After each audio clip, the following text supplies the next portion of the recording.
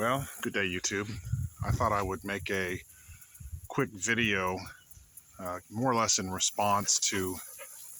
Um, sorry, I got my dogs coming after me.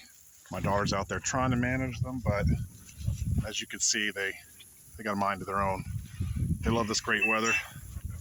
Got my Glock out here. We got some wild pigs every now and again. So, anyway, there's a channel called Dutch Pagans, and I think about 10 days ago or so, he released a video, and it was about Valhalla, right? And made some really great points. First of all, if you're not familiar with that channel, you should really go check it out. I think his insights are fantastic.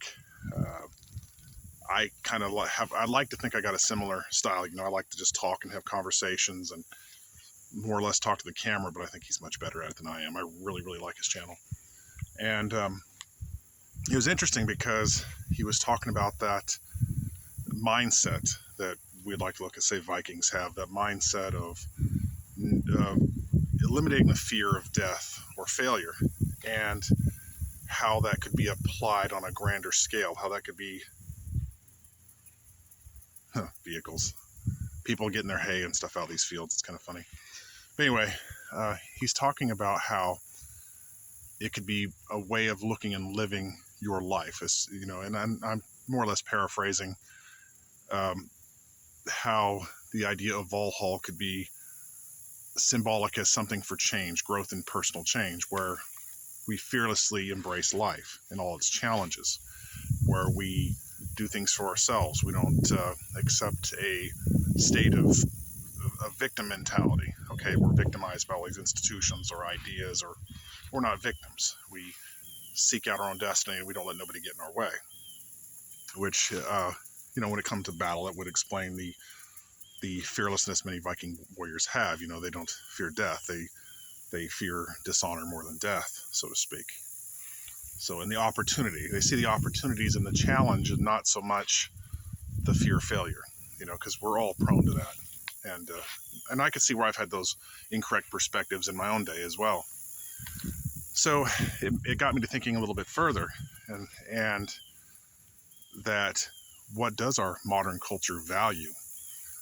Our modern culture, if you really take a hard look at it, we are kind of the opposite, right?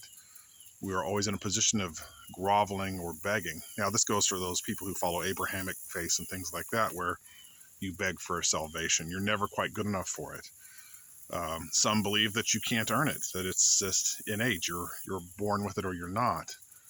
And it's also that way with our government institutions. There's always people who put barriers in your way, and we're supposed to, through luck or groveling, find our success. And what do? We don't value the risk. We don't value the challenges. We value complacency. We gather our things. We become kind of a miserly, cowardly, self-centered people in the modern age, if you really think about it.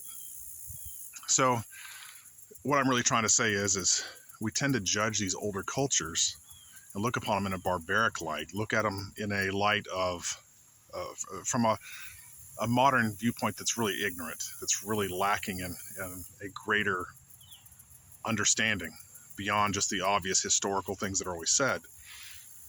And we have a really bizarre modern, I would almost say an ethnocentric view, but that's not quite the word I'm looking for.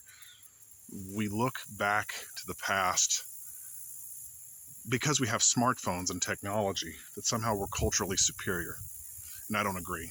I think our ancient, in my case, my ancient Germanic ancestors, with their animistic worldview, closer to nature, much like Native Americans, much like almost any native culture back in the day, was much more closer to nature, more animistic. Nature was the model that we followed, that we tried to understand, whether it was the spiritual aspect of it, the playing out of the cycles in nature, which also, gets you to thinking, Valhalla is also this cycle, life and death. You reach a pinnacle, you might end up there. You might die there when it comes down to Ragnarok, right? So, and then the cycle starts over. So things are cyclical in this pagan world. And it leads to an understanding that the process, embracing that process, which goes over and over again, is far more important than trying to cling on to whatever you have at the moment. I mean, I'm not saying it's wrong to accumulate things or accumulate status or all these external things. It's just maybe how we look at facing life, so that maybe by the time we die, we've lived a more fulfilling life. You know, I've made that mistake, living a more sheltered life, making mistakes, and seeing the world from a viewpoint of unfairness.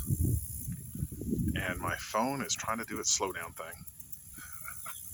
But anyway, just thought I'd throw that out there and let you know what my thoughts were, and